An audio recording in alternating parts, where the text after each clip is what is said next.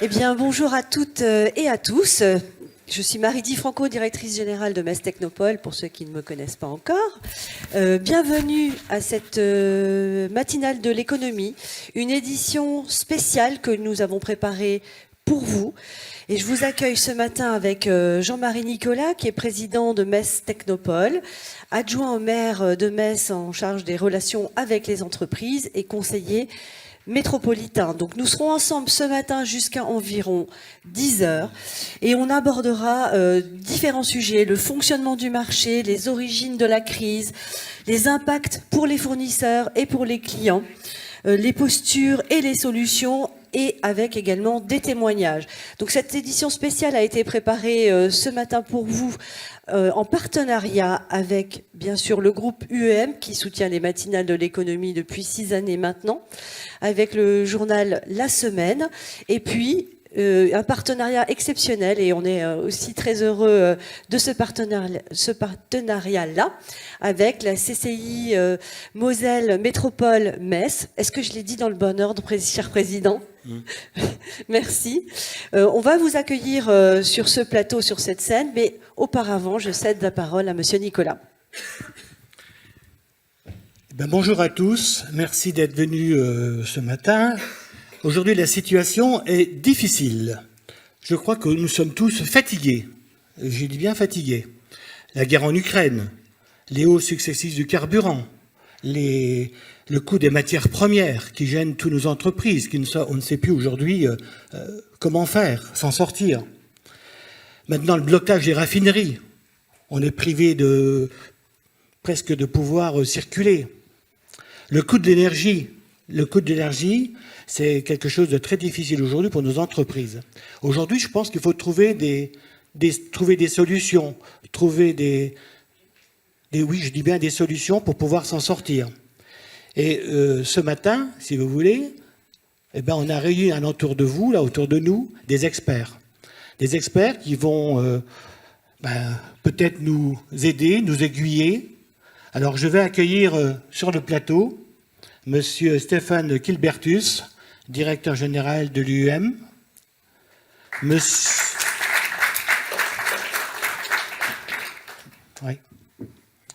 Monsieur Nicolas Desprinck, expert en énergie du groupe UEM.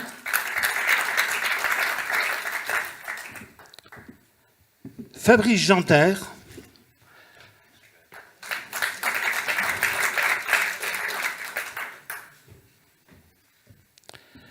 Le débat sera animé par Stéphane Getto de La Semaine.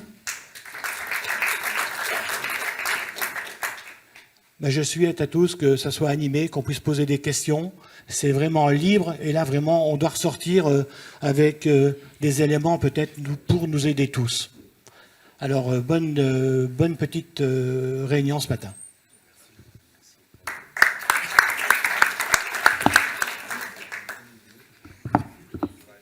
Merci Jean-Marie, merci Jean-Marie Nicolas.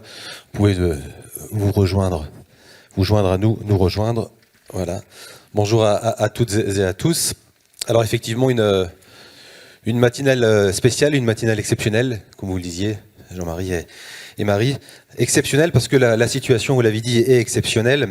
Jamais, je crois, de mémoire d'énergéticien ou de chef d'entreprise, et là je parle sous le double contrôle de Stéphane Kilbertus et de Fabrice Ginter, nous avions assisté à une telle explosion des prix de l'énergie. Vous nous resituerez d'ailleurs tout à l'heure, dans quelques instants, la situation exacte du moment. En tout cas, vous l'avez dit, les dirigeants d'entreprises, petites ou grandes, comme d'ailleurs les collectivités, sont face à d'énormes incertitudes sur ce sujet, sont tombés dans le catastrophisme. On peut dire même que tout de même que l'heure est grave pour les entreprises, notamment pour les industriels, mais pas uniquement, également pour les commerçants.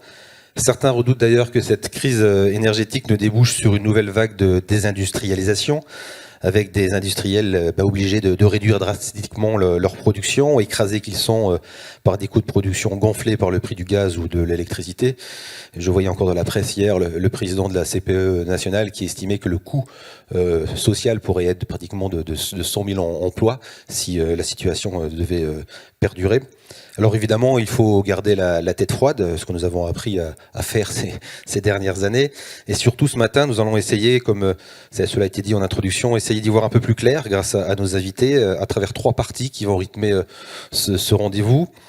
Tout d'abord, pour bien comprendre ce dont nous parlons, Stéphane Kilbertus, donc directeur général UM, et Nicolas Despringres, expert UM, nous expliqueront comment nous en sommes arrivés là et quelles sont les conséquences pour les clients. Et nous parlons plutôt ce matin des clients non particuliers qui ne bénéficient pas du bouclier tarifaire. Fabrice Ginter, ensuite donc président de la CCI et Jean-Marie Nicolas, président de Metz Technopole, apporteront leur regard en tant que représentants du monde économique et représentants des entreprises ce matin. Ensuite, nous regarderons quels conseils peuvent être donnés aux responsables d'entreprise pour faire face à cette flambée, des conseils qui seront prônés à la fois par UM, mais aussi par la CCI, qui est très mobilisée sur ce sujet. La Chambre qui a d'ailleurs récolté quelques témoignages vidéo de dirigeants que nous vous diffuserons. Et enfin, on terminera encore avec Stéphane Kilbertus qui distillera quelques conseils pour les attitudes à adopter avec son fournisseur d'électricité, UM ou non, alors que pour beaucoup de dirigeants d'entreprise approche l'heure de la renégociation des contrats d'électricité. Et pour terminer, bien sûr, comme lors de toutes ces matinales, nous vous donnerons la parole pour pouvoir interroger les représentants et experts ce matin. Voilà, bref, voilà le programme bien complet que je vous propose de commencer immédiatement avec Nicolas Despringres sur les origines de cette crise.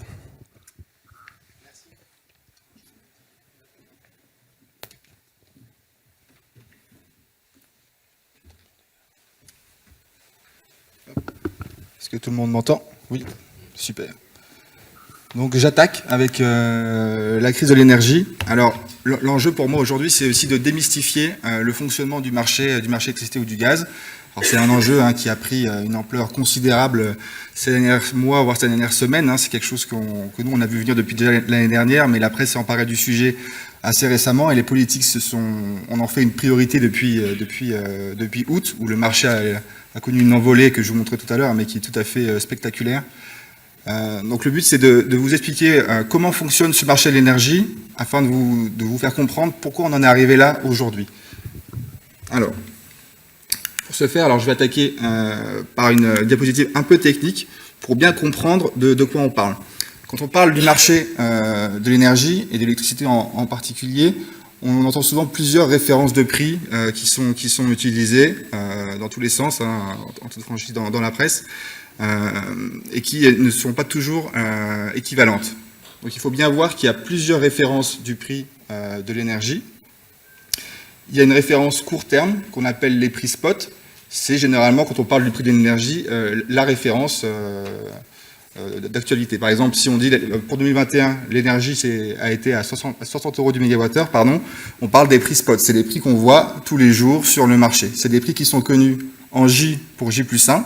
C'est-à-dire qu'on n'a aucune anticipation au-delà du lendemain pour ces prix court terme.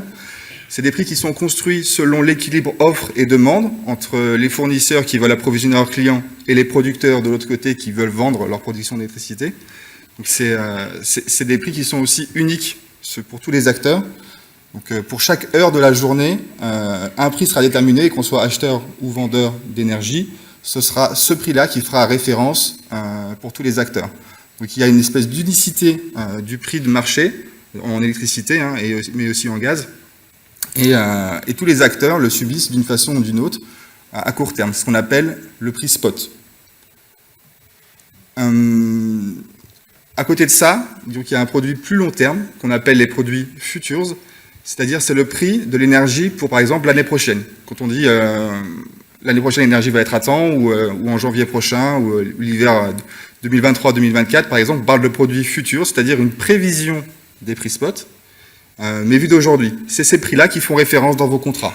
Si vous demandez une offre de fourniture à un fournisseur, il va regarder les prix futurs de l'énergie, et en fonction de ces prix-là et de votre profil de consommation, bien entendu, il va vous définir un prix de fourniture. Donc c'est ce prix-là qui sert de référence à vos contrats. Donc il faut bien faire la différence entre ces prix-là et les prix spot, parce que si on vous parle des prix spot, par exemple, on parle des prix de demain ou d'hier, mais pas de ceux de l'année prochaine. D'accord ? Et aujourd'hui, en fait, ce qui ne fonctionne plus vraiment dans le marché européen, tel qu'il a été conçu il y a une quinzaine, une vingtaine d'années, c'est cette corrélation entre les prix futures et les prix spot. Les prix spot, les prix court terme, qui visent à recréer l'équilibre offre-demande sur le réseau, l'équilibre physique de l'énergie, et l'offre long terme, qui est juste une prévision de cet équilibre-là, mais qui peut être aussi sujette à spéculation. Spéculation ou tout simplement crainte sur l'équilibre physique du réseau, ce qu'on a plutôt vu aujourd'hui. Et donc c'est l'un des aspects que va vouloir réformer, ou en tout cas qui essaie de réformer nos politiques français et européens. Du coup, pour comprendre comment sont formés les prix de l'énergie, notamment les prix de l'électricité, je vous ai préparé une petite diapositive qui retrace en fait comment sont construits, brique par brique, le niveau des prix. Alors, comment ça fonctionne? Tout simplement, c'est sur le principe de l'ordre par ordre de mérite, le merit order, pour les prix spot, qui dit tout simplement, comme ces prix court terme reflètent l'équilibre entre offre et demande, on a d'un côté les fournisseurs, qui constituent la demande en énergie, qui disent de toute façon, moi, il faut que j'approvisionne tous mes clients pour honorer tous les contrats que j'ai avec eux d'un côté. Donc, ils vont demander sur le marché spot toute l'énergie liée à leur périmètre client. Et ils vont vouloir l'acheter à tout prix. La question, c'est d'honorer leur contrat, quel que soit le prix de l'énergie, la différence étant généralement pour eux, que ce soit positif ou négatif. Et donc, ils vont faire cette demande-là à tout prix, quel que soit le besoin en énergie qu'ils auront pour le lendemain. Donc, une fois qu'on a la demande d'un côté, il faut l'offre en face, ce sont les différents producteurs qui, eux, vont vouloir vendre selon leur coût de production. Et c'est là que le bas blesse dans le marché européen de l'énergie, c'est-à-dire que c'est seulement le producteur qui détermine où se situent les prix, où se situe l'équilibre offre-demande. Les fournisseurs demandent à tout prix d'un côté, les producteurs selon leur coût de production. Alors bien sûr, le producteur ne va pas forcément vouloir être gourmand, il va dire à partir de tel prix, moi j'assure la rentabilité de mon activité et je vends. Pour le renouvelable, par exemple, c'est tout simple, il y a du soleil, il y a du vent, mes éoliennes tournent, mes panneaux photovoltaïques produisent, cette énergie, si j'en fais rien, elle est perdue. Je la vends à tout prix aussi sur le marché. Donc c'est la première brique de mon échafaudage de merit order.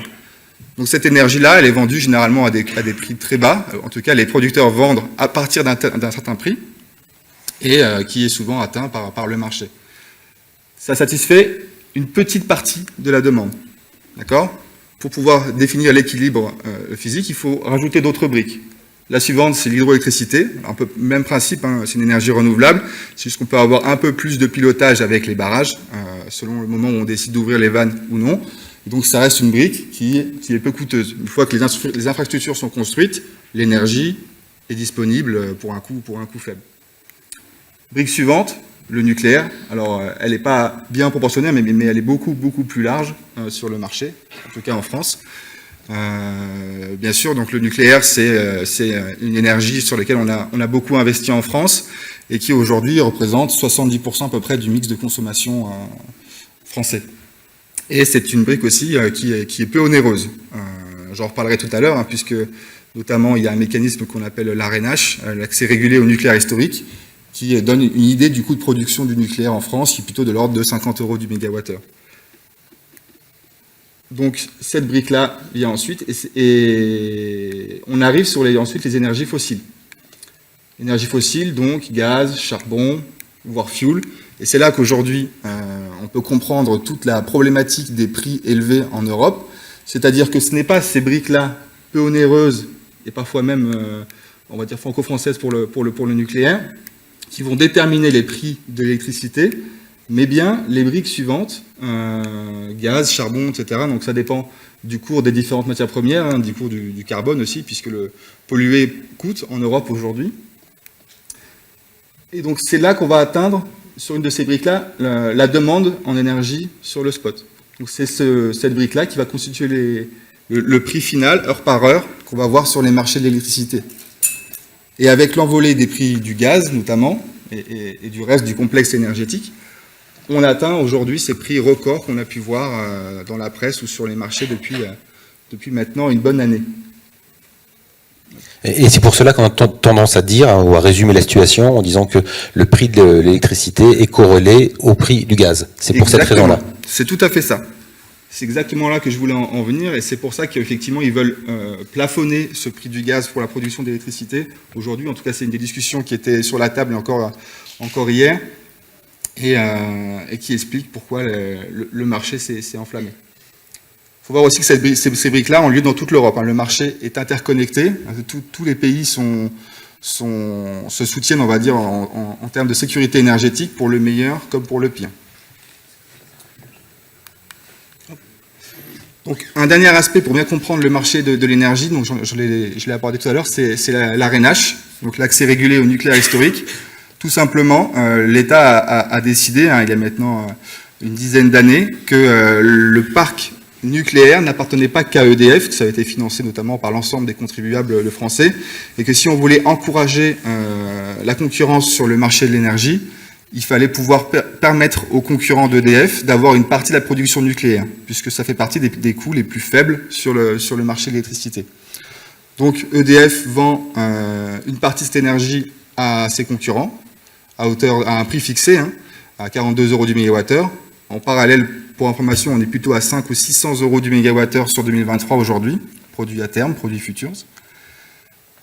Cette énergie n'est pas illimitée, donc EDF en plus en subit les conséquences en ce moment. La disponibilité du parc nucléaire est très faible, et pour autant, il faut qu'il donne jusqu'à 100 TWh d'énergie à l'ensemble des fournisseurs alternatifs, en sachant que la production nucléaire aujourd'hui est plutôt autour de 300 TWh, pour un marché français autour de 500 TWh. Du coup, c'est un dispositif qui est prévu jusqu'en 2025, donc il va falloir trouver une suite aussi à ce système-là, mais aujourd'hui, c'est un processus phare dans la construction de vos prix. Tous les fournisseurs qui vous font une offre d'énergie incluent d'une façon ou d'une autre de l'Arenache dans vos prix, puisque c'est d'énergie qu'ils vont pouvoir acheter à 42 € du mégawattheure plutôt qu'à 500, et donc faire une offre bien plus compétitive. Si les fournisseurs ne le font pas et veulent garder cet Arenache pour eux, comme on l'entend parfois dans la presse, tout simplement leur offre n'est pas compétitive et n'est pas retenue par les clients. Donc c'est un mythe. Le fournisseur redonne une très bonne partie du gain Arenache, ce qu'on appelle donc le gain entre l'énergie à l'instant T et le niveau de prix de l'Arenache à 42, est reversé aux clients. Tous les ans, a lieu ce qu'on appelle un guichet Arenache. Il a lieu le 20 novembre, mais ce n'était pas important. L'idée, c'est que à partir de mi-novembre, tous les fournisseurs doivent réserver cette partie de la production nucléaire qu'ils vont acheter à EDF. Et comme ils la réservent un peu en avance, du coup, avant la fin de l'année, et aussi pour l'année prochaine, en cours d'année, il faut qu'ils aient une bonne vision du parc de clients qu'ils vont prendre. Si jamais ils écoulent toutes leurs réserves d'Arenache, ils n'auront plus d'Arenache à proposer à leurs clients, et donc plus cette brique très compétitive à mettre dans vos prix. C'est pour ça qu'il est important pour le gouvernement et pour les clients de se décider rapidement, puisque le 20 novembre, c'est dans un mois à peine. Et au-delà de cette date, les fournisseurs ne sont pas forcément tous en mesure de vous garantir cette énergie peu chère. Alors, on en prendra bien sûr en avance, mais c'est un risque à prendre. Du coup, l'horloge tourne, je dirais, pour les politiques sur toutes ces questions-là. Un des problèmes de l'Arenache, on l'a mentionné aussi tout à l'heure, et pas des moindres, c'est qu'il est limité. EDF est contraint de vendre cette énergie nucléaire jusqu'à une certaine quantité, qui est définie à 100 TWh. Alors, c'est déjà beaucoup d'énergie, mais depuis 2019, c'est un seuil qu'on a franchi allègrement chaque année. Donc, pour arriver à 160 TWh de demande légitime en 2022, donc le guichet qui a eu lieu en novembre 2021, ce qui a amené un taux d'écrêtement de 38%. L'écrêtement, c'est quoi? C'est tout simplement, on avait le droit à de l'énergie nucléaire en fonction de notre parc de clients. On a demandé ce droit-là, mais on n'a pas eu 100% de ce droit, on n'en a eu que 62%. Ce qui veut dire que la partie qu'on n'a pas eue, il faut la racheter sur les marchés. On pensait avoir d'énergie à 42 € du mégawattheure, mais malheureusement, comme on n'a pas pu l'avoir via EDF, il va falloir la racheter sur les marchés. L'année dernière, on l'a racheté à 200 € du mégawattheure. Je pense que vous avez dû voir dans vos contrats, notamment ceux qui sont des prix indexés Arenache, donc des prix qui dépendent de cette législation-là. Vous avez dû voir vos coûts de fourniture augmenter sensiblement, puisqu'on a dû racheter l'énergie à 200 au lieu de la prendre à 42 au guichet. C'est cet effet-là qui a fait que les prix ont déjà commencé à monter en 2022, même si vos contrats dataient d'avant la crise. Et l'année prochaine, la situation sera sûrement pire, puisque le marché en ce moment est à 500 € du mégawattheure et qu'on s'attend de nouveau à un écrêtement de l'Arenh. Peut-être moindre que l'année dernière, hein, mais en tout cas, il y aura une partie de l'énergie qu'il faudra racheter plus cher. J'ai essayé de démystifier donc les différents fondamentaux du marché de l'énergie, hein, surtout celui de l'électricité, hein, qui est particulièrement complexe. Donc, pour pouvoir vous expliquer comment on en est arrivé là aujourd'hui, comment on en est arrivé à des prix qui sont totalement faramineux.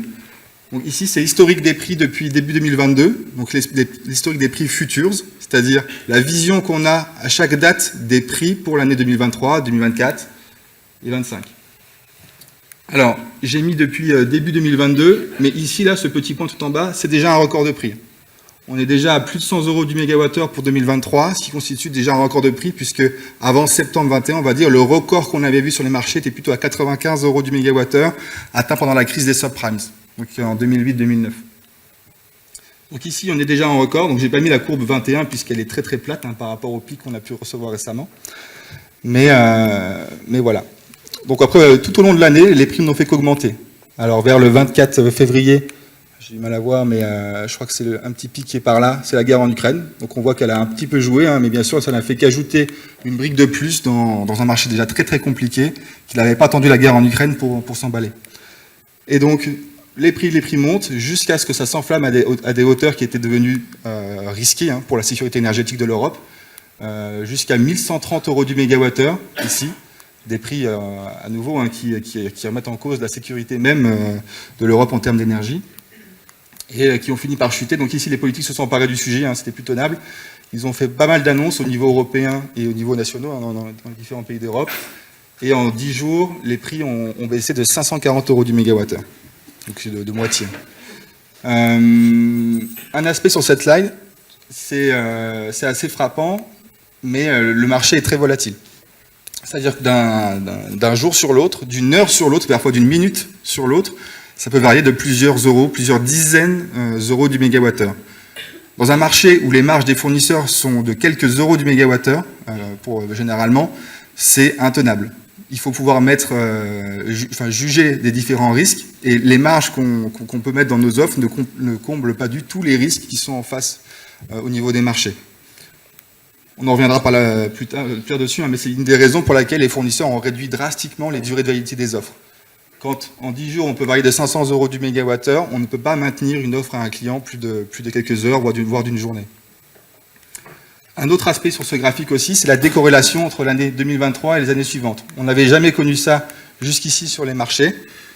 Généralement, on avait quelques euros d'écart par mégawattheure entre les différentes années de fourniture. Ici, on va du simple au double, alors que les niveaux sont déjà très très élevés. Et donc, nécessairement, on aboutit à des incompréhensions clients pour ceux qui renouvellent 1 an, 2 ans, 3 ans. En tout cas, beaucoup de questions et d'écarts sur lesquels on va revenir par la suite. Mais ça reste un sujet assez important. J'en profite pour montrer aussi une courbe sur le gaz, qui est relativement similaire. On avait déjà vu des niveaux de prix similaires par le passé, à 40 € du mégawattheure à peu près sur 23, et on est monté jusqu'à 300 fin août, qui était aussi un niveau jamais vu de près ou de loin, avec une volatilité aussi extrême sur ce marché-là. Volatilité un peu plus grande, tout niveau respecté par rapport à l'ELEC, du fait de la guerre en Ukraine. L'approvisionnement en gaz est bien plus compliqué en Europe aujourd'hui, puisqu'on n'est pas producteur, ou très peu producteur. Et donc, les différentes causes, on a commencé à en aborder déjà, mais les différentes causes de la crise de l'énergie aujourd'hui. Donc la première, c'est tout simplement la reprise économique suite à la pandémie.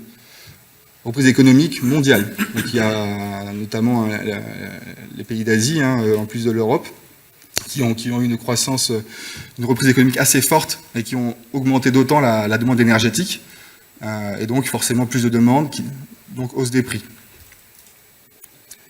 La disponibilité historiquement faible du parc nucléaire, donc ça je pense que ça ne vous a pas échappé, mais encore récemment on avait 32 réacteurs nucléaires sur 56 qui étaient à l'arrêt. Donc plus de la moitié du parc nucléaire français était à l'arrêt. Donc il y a pas mal de raisons qui expliquent ce phénomène. Il y avait des problèmes de conception de certaines pièces au niveau des réacteurs nucléaires qui ont forcé l'arrêt demandé par l'autorité de sûreté nucléaire. Il y a les retards de maintenance dus au Covid. Quand la pandémie a frappé en mars 2020, toutes les maintenances prévues l'été, lorsque la demande énergétique était plus faible, ont dû être décalées en partie sur des hivers. Donc tout ça, ça a généré des problèmes de disponibilité du nucléaire. On a aussi des soucis avec la gestion de l'eau. Alors, ça ne va pas échapper non plus, mais la sécheresse de cet été a été compliquée à gérer. Et comme pas mal de centrales nucléaires se comptent sur les cours d'eau pour refroidir leurs réacteurs, elles ont dû parfois être mises à l'arrêt ou avoir des dérogations législatives pour pouvoir tourner et faire monter la température de l'eau au-delà des seuils autorisés. Donc, bien sûr, la guerre en Ukraine a joué sur l'approvisionnement en gaz. Nous a demandé de recourir à la place du gaz russe au gaz naturel liquide, qui arrive par bateau, par méthanier des différents pays exportateurs tout autour du globe. Et c'est d'ailleurs, c'était une véritable guerre économique que se sont livrés par exemple la Chine et l'Europe pour savoir où arrivaient les méthaniers. Donc certains méthaniers étaient même détournés par des pays, une véritable guerre économique pour pouvoir assurer leur sécurité énergétique. Donc, bien entendu, tous ces événements qui sont relativement géopolitiques ne sont pas encore terminés.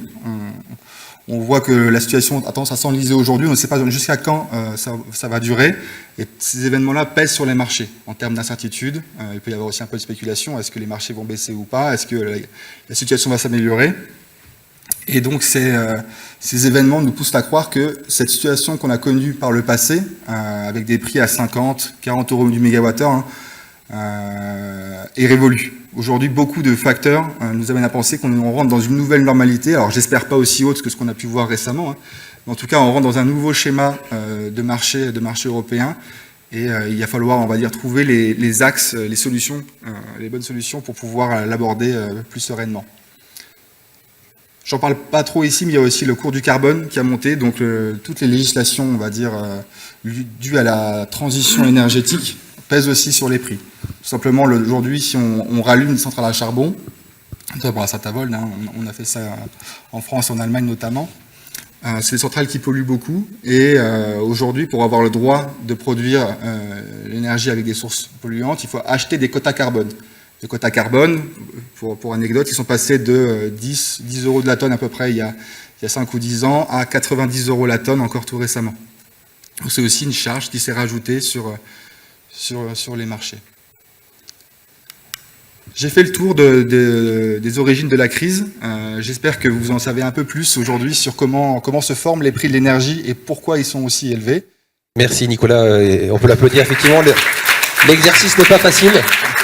Là, le mécanisme est assez complexe, mais vous l'avez expliqué assez clairement et avec talent. Et la salle aura l'occasion éventuellement tout à l'heure de vous poser quelques questions.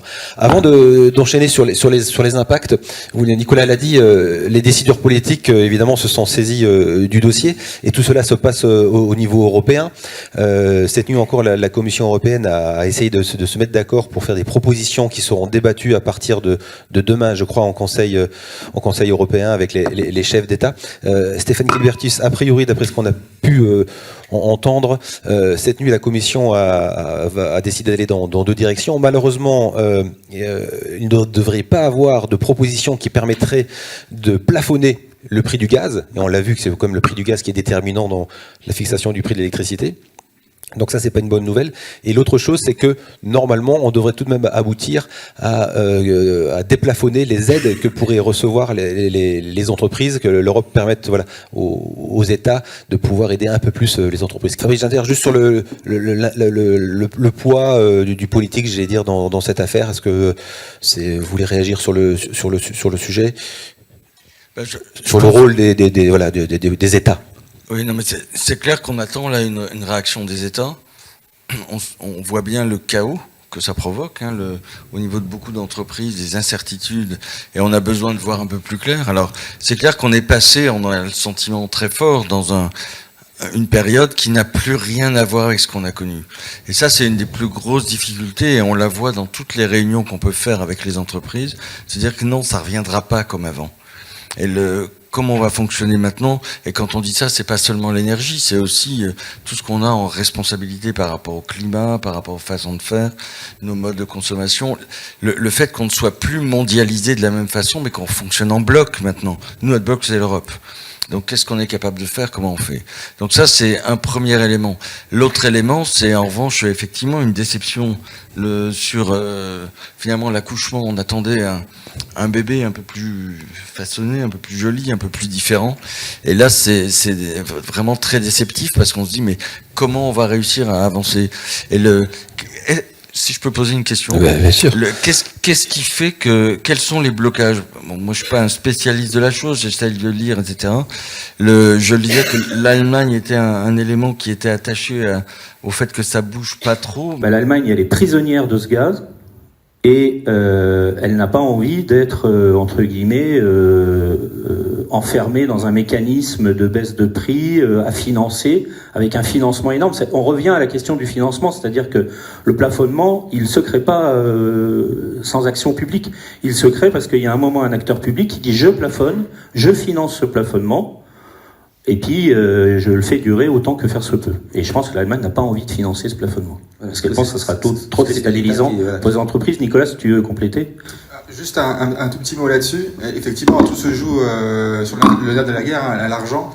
Si les États ne financent pas ce plafonnement, en fait, tout simplement, et qu'ils capent juste ce prix en disant vous, producteurs, ne pouvez pas vendre à plus de temps le gaz n'arrivera pas chez nous. Le gaz, pour la méthanier, il arrivera en Chine, il arrivera dans d'autres pays, qui seront prêts, eux, à payer le prix fort pour ce gaz. Donc on va juste risquer la sécurité énergétique de l'Europe si on met un plafond non compensé par les États.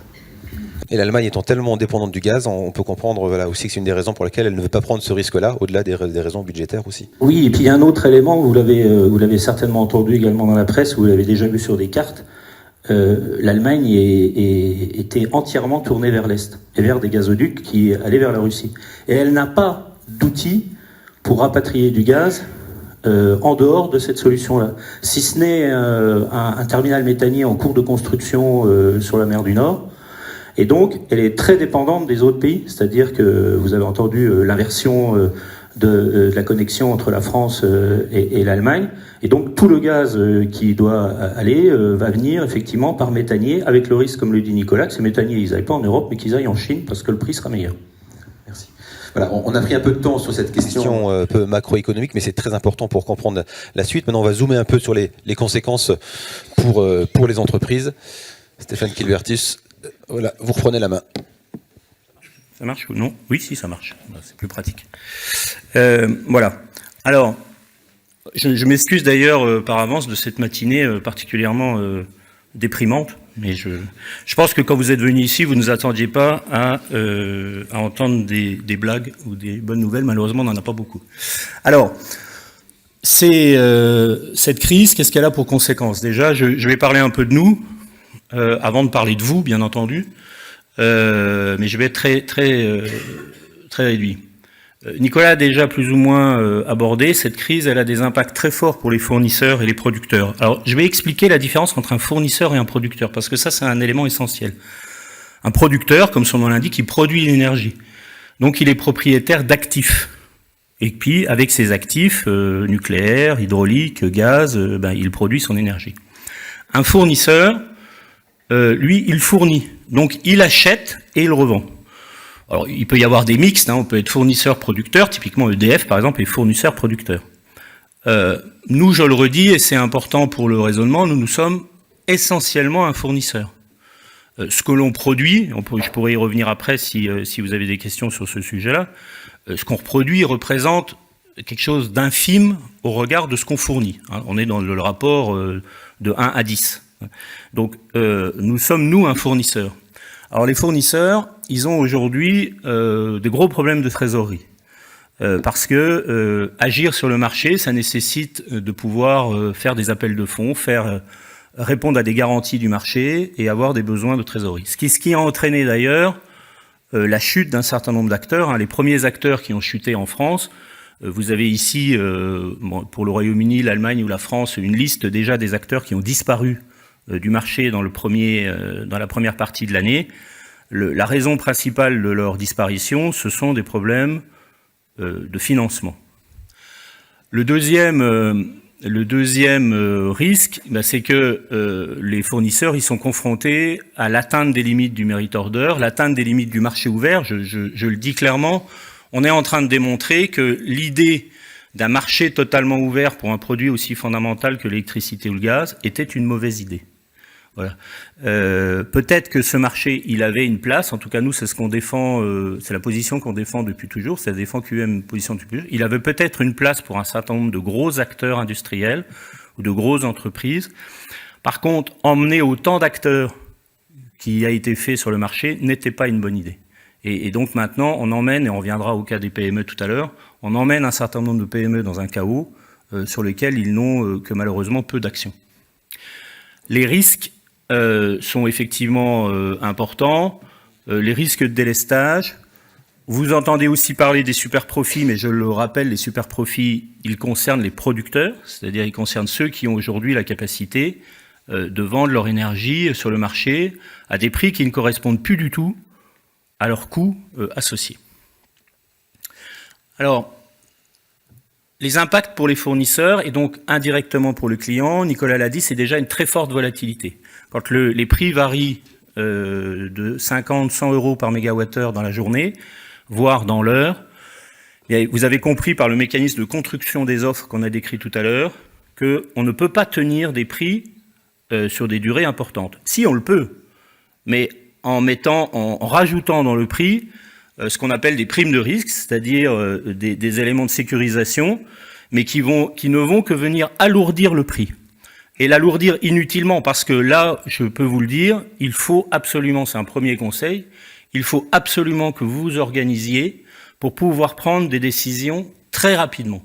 Et pouvoir prendre des décisions dans la demi-heure ou dans l'instant. En tout cas là, il faut que le pouvoir décisionnel dans vos entreprises soit modifié sur cette logique-là, parce que oui, les contrats d'électricité et de gaz, il faut pouvoir trancher en 30 minutes, en 1 heure maxi, si on veut pouvoir éviter justement cette surcouche de primes de risque.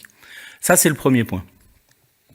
Le deuxième, l'impact, c'est évidemment une augmentation très forte des prix. Vous avez vu à la fois sur les offres avec Arenache, à cause du mécanisme de l'écrêtement, à la fois sur les offres qui sont 100% prix de marché.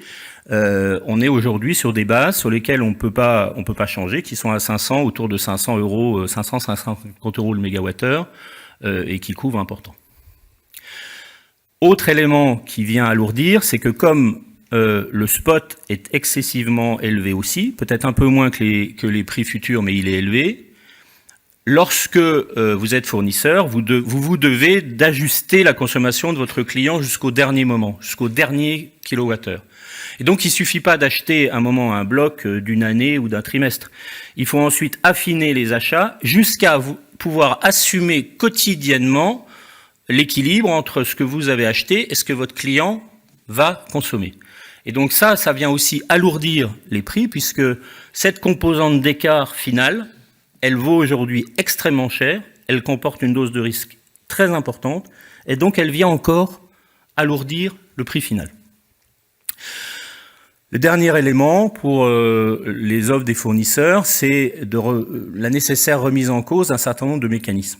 Les prix très stables du marché nous avaient habitués à donner un certain nombre de latitude, de souplesse dans les offres. Malheureusement, les tendances actuelles ne le permettent plus.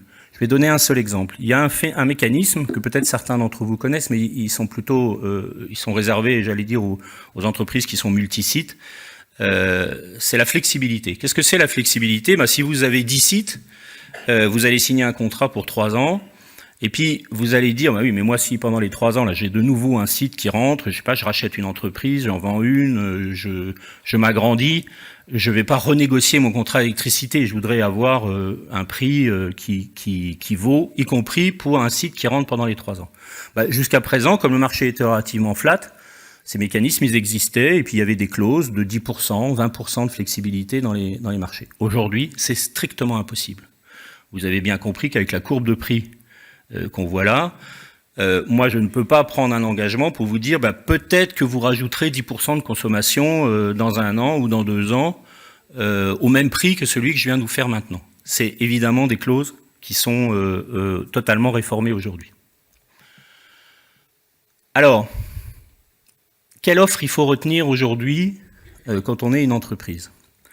Déjà, est-ce qu'il faut retenir une offre tout de suite? Alors, je dirais non.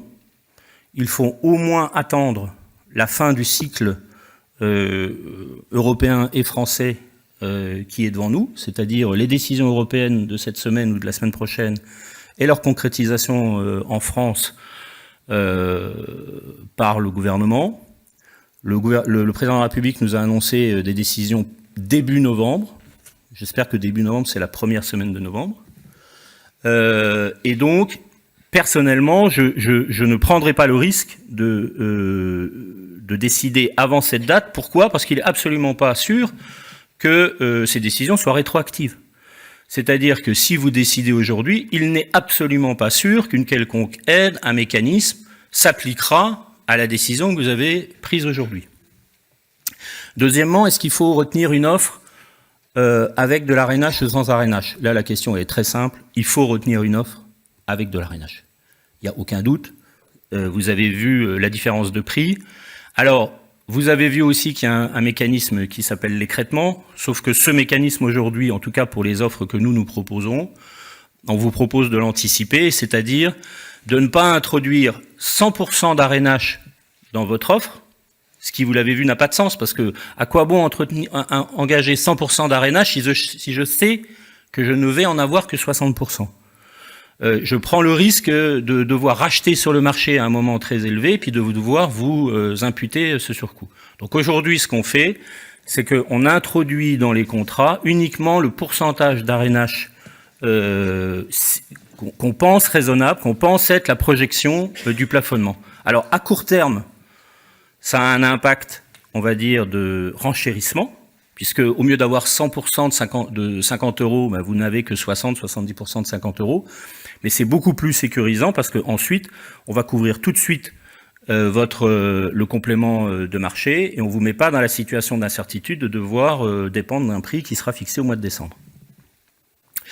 Est-ce qu'il faut prendre une offre court ou long terme? Ça, c'est une question très complexe et qui ne peut être tranchée que par vous au regard de vos visions budgétaires et votre volonté de vous sécuriser. Vous avez vu qu'il y a un vrai décroché de prix entre les années 2023 et 24-25, qui tendrait, pour ceux qui trouvent que les prix 24-25 sont raisonnables, qui tendraient à se sécuriser sur le long terme. D'autres entreprises disent « moi je gère 23 et puis je vais attendre parce que je pense que les mesures qui vont être prises sur 23 ou je pense que la remise en service des centrales nucléaires aura aussi un impact sur 24-25 ». En tout cas, ce qui est sûr, c'est qu'il faut surveiller comme le lait sur le feu les prix de 24-25 et ne pas laisser une embellie des prix vous handicaper. Donc je dirais là, les deux solutions sont bonnes.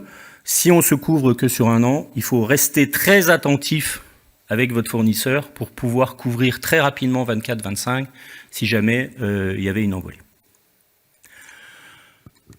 Alors, je vais parler un peu des postures, si j'enchaîne. Hein. Juste oui, Stéphane, ouais. À ce niveau-là, je veux juste faire réagir nos invités aussi présents ici. Merci d'abord déjà pour votre discours, votre langage de vérité, parce que voilà, sans langue de bois, on a bien vu, et ça permet d'éclairer chacun sur la problématique. Jean-Marie Nicolas, Fabrice Ginter, quelle est votre réaction éventuellement à cette présentation, et surtout quelles sont déjà vous les conséquences que vous voyez sur le terrain, les remontées que vous avez de vos adhérents, des gens qui viennent vous voir à la mairie ou autre, Jean-Marie. Voilà, ça souffre déjà, j'imagine, ou ça s'inquiète beaucoup dans les entreprises? Oui, mais très, très clairement, l'inquiétude, on l'a partout. C'est légitime, hein, vu l'impact que ça peut avoir. Ça dépend aussi de l'activité et de combien on consomme. Donc il y a des sensibilités vraiment qui sont plus ou moins fortes. Et ça nous amène à avoir des traitements aussi et puis des conseils qui sont différents d'un type d'entreprise à l'autre. Pour autant, toutes les incertitudes, et vraiment merci de cette présentation parce que ça pose vraiment les choses. Il n'y a pas de vérité dogmatique aujourd'hui. rappelez-vous aussi, et vous l'avez dit, hein, que des fournisseurs qui nous avaient fait des danses du ventre extraordinaires en disant qu'ils allaient faire bien mieux que les autres, mais ils ont planté leurs clients en 2 minutes. Et ça les a pas gênés une seconde. Donc ça veut dire aussi la question des fournisseurs en qui on peut avoir confiance. Elle est vraiment dans nos têtes à tous. C'est pas seulement pour l'énergie d'ailleurs, hein, c'est vrai aussi pour d'autres sujets.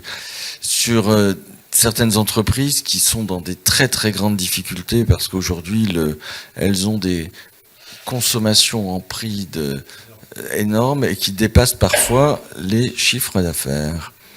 Donc là, il y a des dispositifs d'État qui sont en place, qu'on peut utiliser jusqu'au 31 décembre pour le moment, et on va voir comment ça se fait après. Donc ça, on a notre cellule à l'OPME, à la Chambre de commerce de la Moselle, hein, qui est là, et c'est devenu un des points les plus importants sur comment aiguiller les uns les autres et comment pouvoir se raccrocher à ce type de choses. Mais c'est vraiment celles qui sont c'est même plus rouge, quoi. C'est rouge vif. On est en train de placer dans des choses où la question de la pérennité de l'entreprise, elle est là. Certaines entreprises arrêtent leur production au moins temporairement parce que de toute façon, elles ne peuvent plus par rapport au coût en fait de revient et le prix que ça a.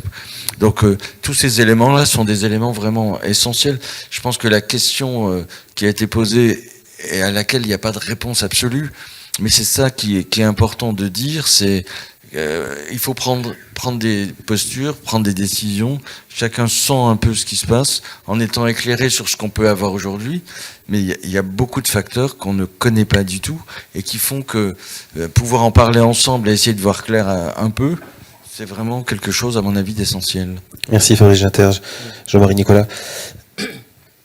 Mais aujourd'hui, le monde de l'entreprise est en très grande difficulté. Parce que ceux qui ont besoin de consommer beaucoup pour fabriquer, des industriels et tout ça, ils ont des marges qui sont très petites.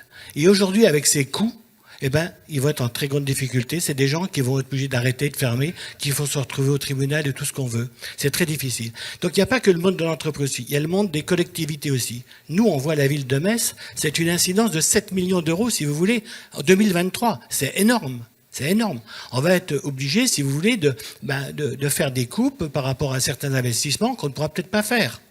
Donc, c'est pas neutre. Et je crois qu'aujourd'hui, quand je vous écoute, c'est vraiment intéressant, mais ça nous met pas, on repart d'ici le matin, on n'est pas bien, je peux partir. Moi, je pense que... On essaiera de trouver quand même quelques peut-être lueurs d'espoir tout à l'heure, hein. On va pas déprimer tout le monde pour la semaine. Madame Di Franco, vous avez prévu peut-être quelque chose, un dessert, quelque chose pour repartir. un peu de douceur. Une douceur, parce que je crois que là, on repart tous pas trop bien. Et on n'était pas prêt à ça. On n'était pas prêt à ça. Et comme je l'ai dit tout à l'heure, on est tous fatigués, et ça a démarré pour beaucoup de personnes, la guerre en Ukraine. Et puis depuis ce temps-là, ça n'arrête pas. Et on va mettre ça sur quel dos? Et vous avez bien expliqué des choses. C'est pas facile. Alors justement, peut-être des solutions. Voilà, des postures et des solutions. C'est la suite de l'exposé de Stéphane Kilbertus. Alors, je vais donner quand même quelques espaces de joie. Non, mais je vais quand même donner quelques éléments qui sont pas rassurants, mais qui permettent de modérer un peu la situation. En tout cas, sur l'expérience de l'UE. Aujourd'hui, sur notre secteur historique, donc c'est-à-dire Metz et toutes les communes qui sont autour de Metz, 80% des entreprises ont signé un contrat. Voilà. Déjà, il ne faut pas imaginer qu'on a la totalité des entreprises qui sont dépourvues. Certaines entreprises ont fait des choix très pertinents, notamment en 2022, de couvrir 22, 23, 24, de s'engager sur le long terme. Donc voilà, la situation est grave pour un certain nombre d'entreprises, mais je vous rassure, le monde économique n'est pas en péril, en tout cas pas totalement en péril. Ça, c'est un premier élément. Sur les collectivités, c'est essentiel. Nous, on a veillé à ce que l'ensemble des collectivités locales avec lesquelles on travaille signent, quitte des fois presque à les forcer à signer en disant n'attendez plus, parce que ne vous mettez pas devant l'élément.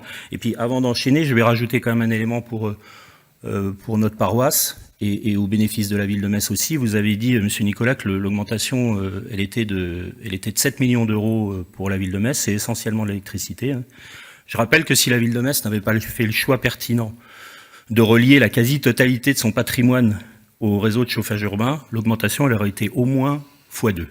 Voilà. Ça n'aurait pas été 7 millions d'euros, ça aurait été 12, 13, 14 millions d'euros d'impact sur le budget communal. Donc là, j'y reviendrai tout à l'heure, mais évidemment, pour les entreprises qui ont la possibilité, le chauffage urbain est une des solutions à privilégier. Alors, je vais passer un peu en revue quelques éléments, quelques solutions. Alors, on a dit qu'on ne parlait pas des particuliers, mais je vais quand même en parler un tout petit peu. Parce que, déjà, à titre personnel, je ne peux que vous conseiller de ne rien toucher à vos contrats et de rester au tarif réglementé de vente. Et si vous en avez la possibilité, de revenir au tarif réglementé de vente. Ça, c'est un conseil personnel, puisque vous savez que c'est le tarif qui est le plus protégé et qui bénéficie aujourd'hui du bouclier tarifaire. Je rappelle que ce tarif réglementé de vente, il est aussi accessible à certaines entreprises dans des conditions. Il faut avoir moins de 10 salariés ou 2 millions de chiffre d'affaires. Mais il ne faut pas oublier, nous, c'est le premier réflexe qu'on a, notamment quand on rencontre des petites PME, des artisans, des commerçants, c'est êtes-vous au tarif réglementé de vente et avez-vous la possibilité de revenir au tarif réglementé de vente. Des fois, ça nécessite des modifications substantielles sur l'installation électrique parce qu'il faut diminuer sa puissance. Il faut arriver à tenir en dessous de 36 kVA, puisque ce tarif il n'est pas proposé au-dessus de 36 kVA, mais c'est possible parfois. On a plusieurs commerçants de Metz qui ont fait ce choix, qui ont sacrifié un frigo, qui ont sacrifié une partie de leur cuisine, etc., et qui arrivent du coup à revenir dans la tarification. Alors, peut-être, pour quand même modérer un peu, vous savez que ce tarif, il bénéficie du bouclier tarifaire, c'est-à-dire qu'il est bloqué à 4% du tarif d'août 2021. Vous avez entendu qu'il va y avoir une augmentation d'environ 15% au début de l'année prochaine. Alors, ça peut paraître beaucoup, 15%. Là, je le dis à la fois pour vous en tant que particulier, mais aussi pour les entreprises qui l'utilisent. Les quelques chiffres que vous avez sur ce slide vous montrent que ces 15% sont ridicules. Je rappelle que s'il n'y avait pas de bouclier tarifaire, l'augmentation devrait être de 120%. Néanmoins, encore une fois, là, c'est une position personnelle. Je pense que le gouvernement a trop misé sur ce bouclier tarifaire. Il a mis trop d'argent au bénéfice des particuliers au détriment des entreprises. Parce que si aujourd'hui, il n'y a pas de mesures, si ce n'est des mesures curatives, qu'a évoqué Fabrice tout à l'heure, c'est parce que c'est pour des choix budgétaires. C'est parce que budgétairement, le gouvernement ne peut pas se permettre de reconsacrer 30 milliards pour aider les entreprises. Peut-être qu'il y sera contraint. Personnellement, je pense qu'à un moment, il va falloir de toute façon faire une action, notamment dans les situations que vous avez décrites. Mais quand on a consacré 45 milliards, puisque c'est le poids du bouclier tarifaire, c'est ce que coûte la protection des particuliers français, bah évidemment, c'est un choix politique, on met 45 milliards de ce côté-là, on ne peut pas mettre 45 milliards pour les entreprises. Je pense que s'il y avait eu, on va dire, une incitation un peu plus forte, ou une augmentation un peu plus forte des tarifs réglementés, qui peut-être aurait fait grincer, mais qui aurait, entre guillemets, permis de dégager des souplesses budgétaires pour aider les entreprises, notamment les PME. Voilà, je ferme cette parenthèse. Alors, au niveau des entreprises et des collectivités locales, hein, c'est ce qu'on appelle chez nous le haut de portefeuille, on va dire, mais les deux sont dans la même situation.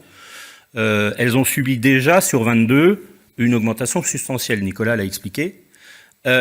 Heureusement, il y a eu plusieurs mesures qui sont venues atténuer cet élément-là. La baisse d'une taxe très importante, s'appelle la TICFE, qui est passée de 25 € à environ 1 €, ça dépend des situations. Donc une économie supérieure à 20 € par mégawattheure. On peut penser, en tout cas tout semble indiquer, que cette baisse de taxe sera prolongée sur 2023. Donc déjà, pas d'inquiétude, entre guillemets, à ce niveau-là. Les choses ne sont pas encore arrêtées. Mais sans rentrer dans le détail, ce à quoi sert l'utilisation de cette taxe n'est aujourd'hui plus nécessaire compte tenu des conditions de marché, puisque l'objectif principal de cette taxe, c'est de soutenir les productions de type énergie renouvelable. Vous avez vu qu'avec les prix de marché qu'on a, les productions d'énergie renouvelable, elles n'ont pas besoin d'être soutenues, elles trouvent largement à se vendre sur le marché. Et donc ça soulage l'État de cette charge, et donc la possibilité de laisser cette taxe plus bas. Ça va même au-delà de soulager l'État, puisque ça devient une source de recettes pour l'État, qui vient l'aider à payer une partie du bouclier tarifaire.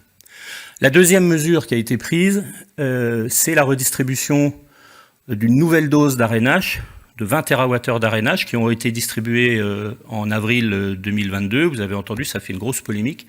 notamment vis-à-vis d'EDF, qui a considéré que c'était, entre guillemets, une spoliation d'une partie de son gain.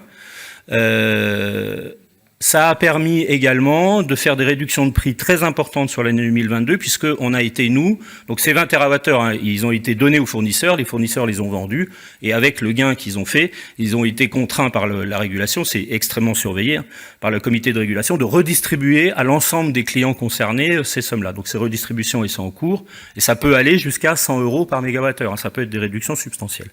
Mais vous allez me dire, ça c'était des solutions 22, et pour 23, il y a quoi ? Pour 23, il y a la taxe, probablement.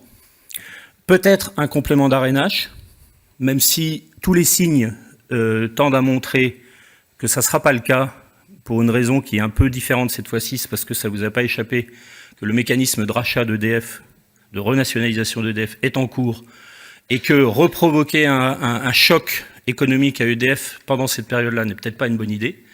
Donc, est-ce que ça sera fait ? Le président de la République nous a également promis une décision très rapide sur l'arénage. Donc, normalement, on devrait être fixé de savoir si c'est 100, si c'est 120. Et puis, ensuite, il reste les prix élevés. Mais je vais y revenir, bien entendu. Alors, les solutions, c'est quoi ? Je ne vais pas ici réinventer la roue. Hein. Malheureusement, on n'a pas de solution miracle. À court terme, c'est évidemment des modifications de comportement ou des modifications de fonctionnement d'entreprise.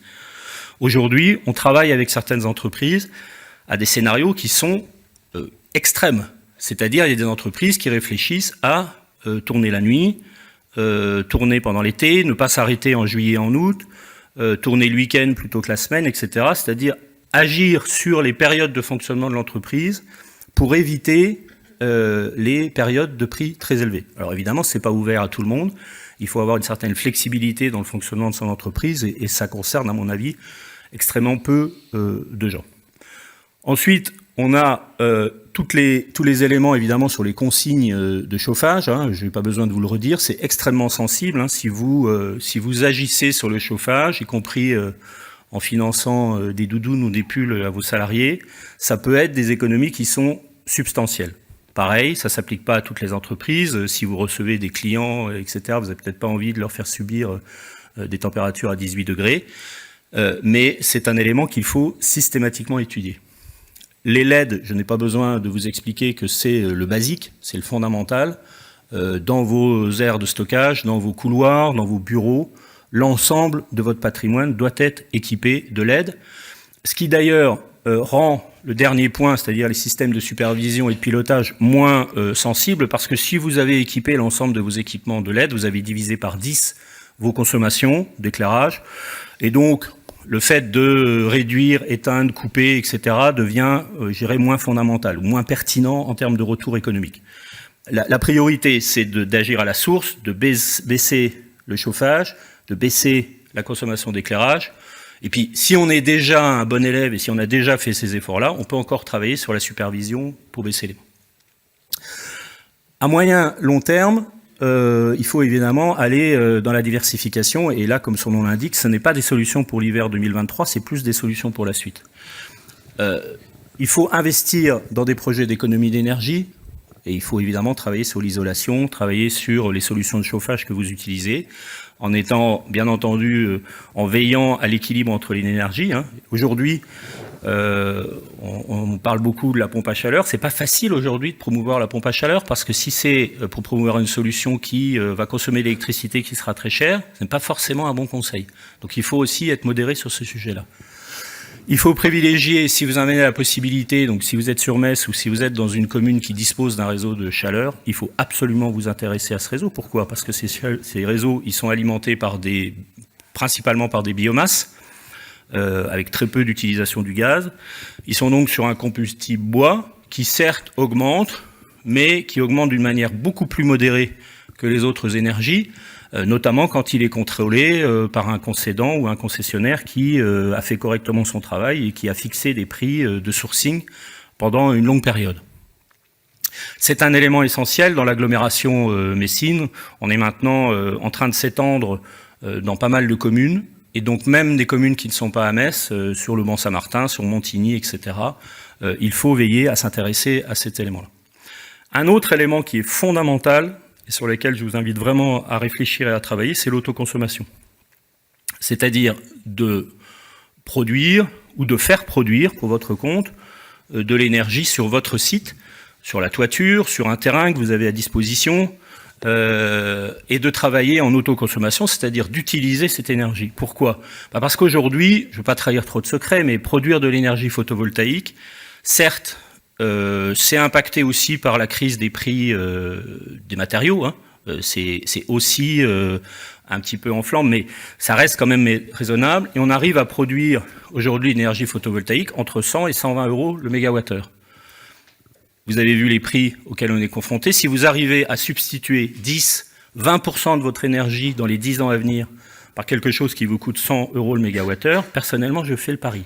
Je fais le pari que c'est très pertinent de figer cette partie du prix dans votre consommation. Donc ça, ce sont des projets qui aujourd'hui ont une rentabilité qui est très rapide, sur lesquels évidemment à l'UM on peut vous aider et on peut financer même ces installations, les construire pour vous, y compris dans des solutions très originales que sont l'autoconsommation collective.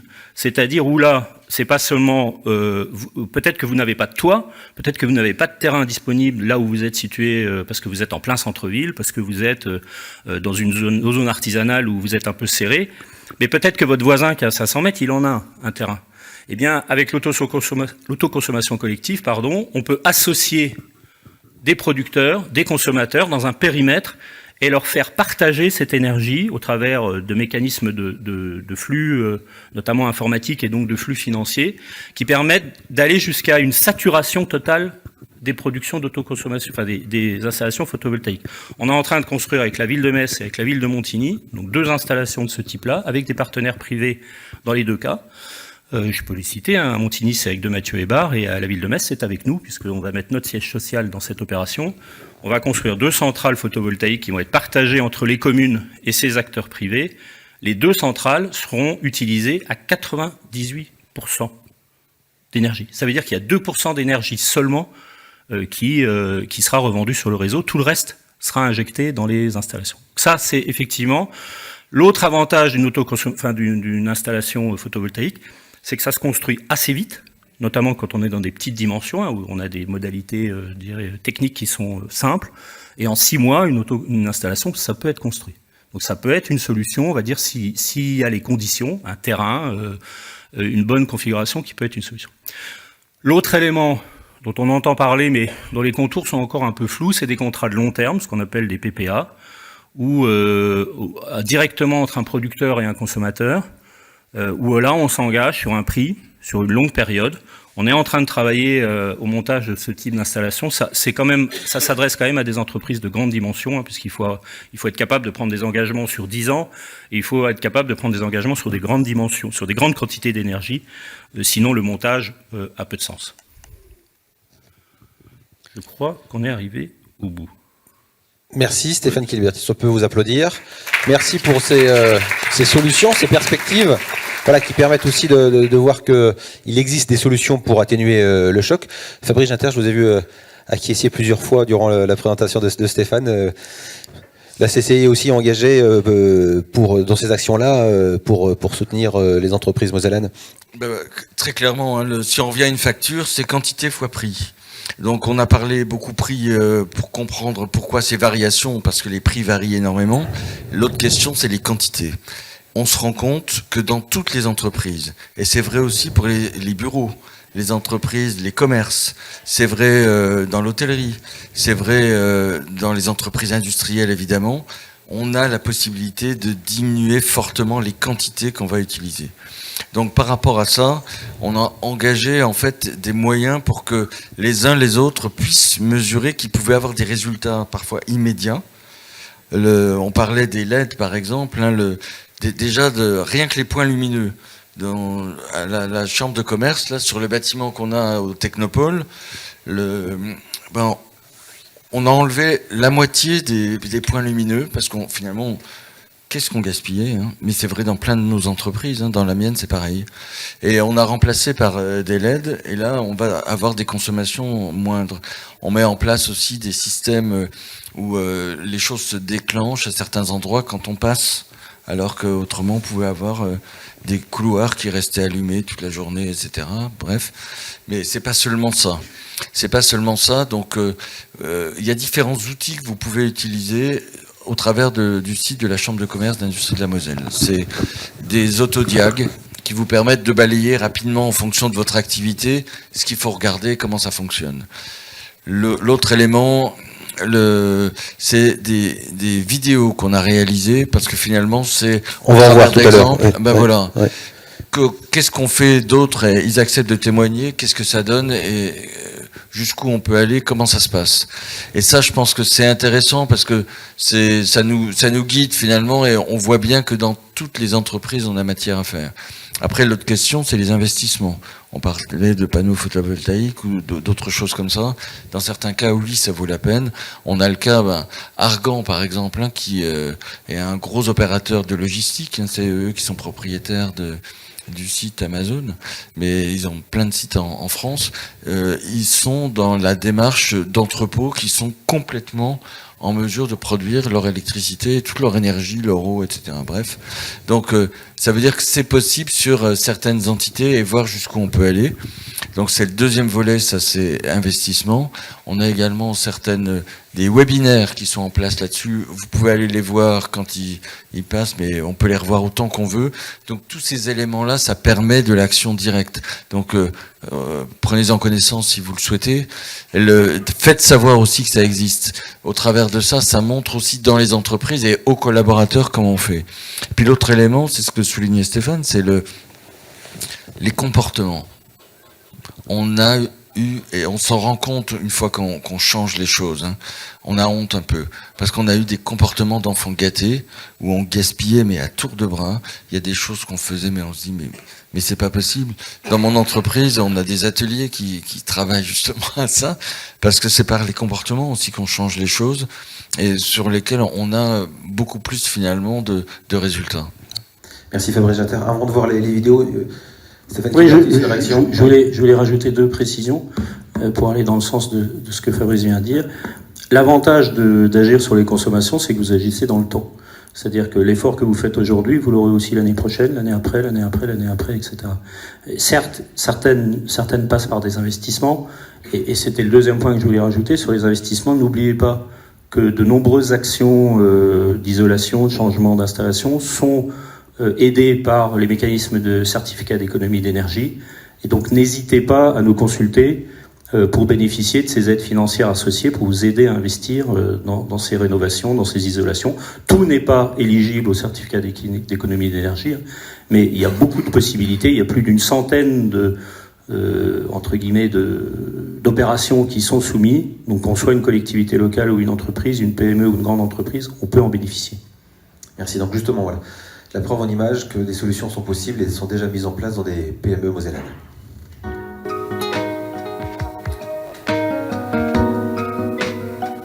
Pascal Deschanais, épouse Roche, présidente du conseil d'administration de la SA Michel Deschanais, fondée par mon père en 63, donc on va bientôt avoir un anniversaire à souhaiter. Nous transformons tout ce qui est en verre absolument, depuis les miroirs jusque les produits feu, les produits pare-balles, le vitrage isolant, le triple vitrage, absolument tout. Nous faisons venir des camions de l'industrie du verre, type Saint-Gobain par exemple.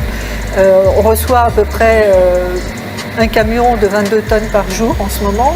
Ensuite, ces verres sont découpés, assemblés en vitrage isolant. Ça part ensuite chez nos clients qui sont les menuisiers, métalliers, serruriers, agenceurs, vérandaliers, etc. Vous assistez au déplacement d'un plateau qui fait 6 mètres, 3 mètres 21 et qui va venir alimenter une de ces 2 lignes de coupe. Nous avons 2 bâtiments de 2500 m² et ça occupe 22 personnes dans l'entreprise. Alors ce que nous avons mis en place pour endiguer ce problème de l'énergie, c'est d'abord revoir l'entière conception de nos bâtiments avec des machines très perfectionnées. Vous allez voir, on a automatisé beaucoup de choses. Là, on est arrivé au top de la technologie et les nouvelles machines sont moins énergivores que les anciennes qui avaient fait leur temps. Donc on en a profité pour revoir complètement et les machines et les espaces. On a changé tous les éclairages industriels de 400 watts qui étaient aussi très énergivores et on a remplacé par des LED. Le fait d'avoir mis des LED nous donne une consommation divisée par 3. On a réalisé dans notre nouvel investissement un local spécifique pour l'air comprimé. Donc il y a des compresseurs. Ce qui est important, c'est que la chaleur qui est dégagée dans ce local est réintroduite dans les ateliers pour chauffer. J'aimerais bien pouvoir mettre des panneaux solaires éventuellement, oui, ça il faut qu'on se renseigne bien sûr, mais végétaliser effectivement, créer de l'ombre c'est important aussi. C'est une volonté économique et écologique bien sûr. C'est une entreprise qui a 60 ans. On a vécu des problèmes d'électricité, des coupures d'électricité, des coupures d'eau, voire des choses pires. Mais on est toujours là. Donc on va y arriver, il faut garder son moral et sa bonne humeur.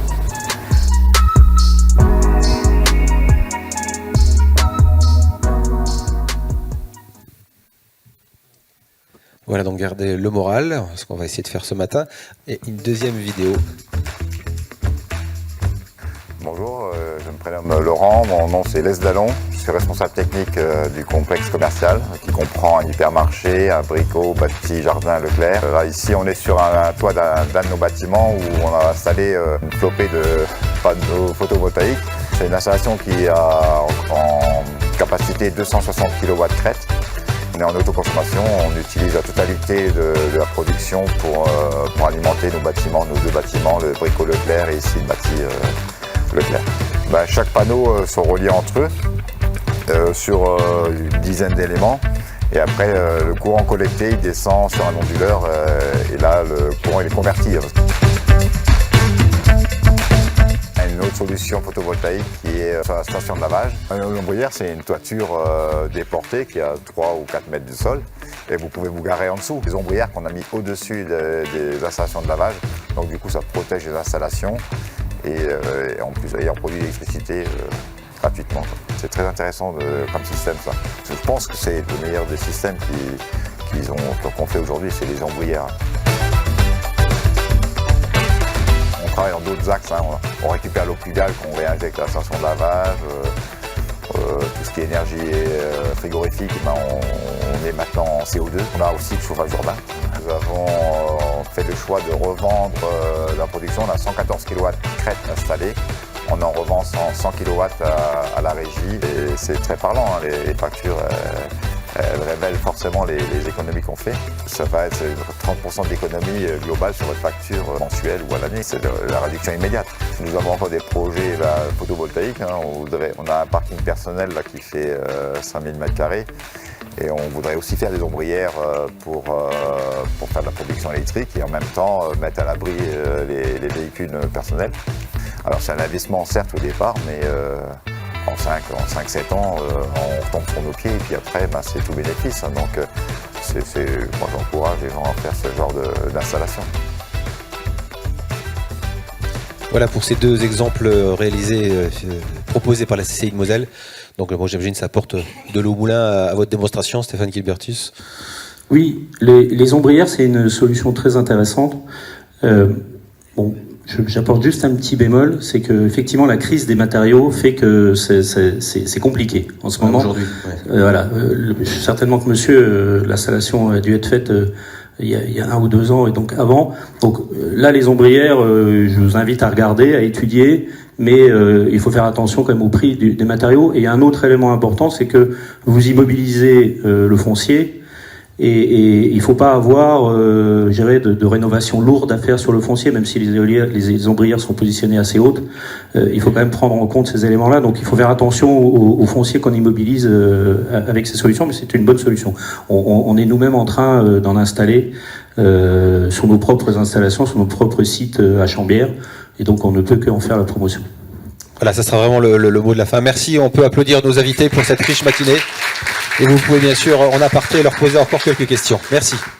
Vraiment aussi, je tiens à remercier aussi nos invités, nos partenaires, donc Stéphane Kilbertus, directeur général du groupe UEM, Nicolas Despringues, donc qui est expert énergie à l'UEM, et bien évidemment le président de la Chambre de commerce et d'industrie de la Moselle Métropole Metz. Un grand merci Fabrice. Merci aussi à tes équipes qui ont organisé avec nous cette matinale et avec cette captation qu'on pourra retrouver sur les réseaux sociaux pour revoir les témoignages et les explications. Grand merci aussi à Stéphane Getto, donc directeur des publications du journal La Semaine, qui anime les débats avec beaucoup de talent à chaque fois.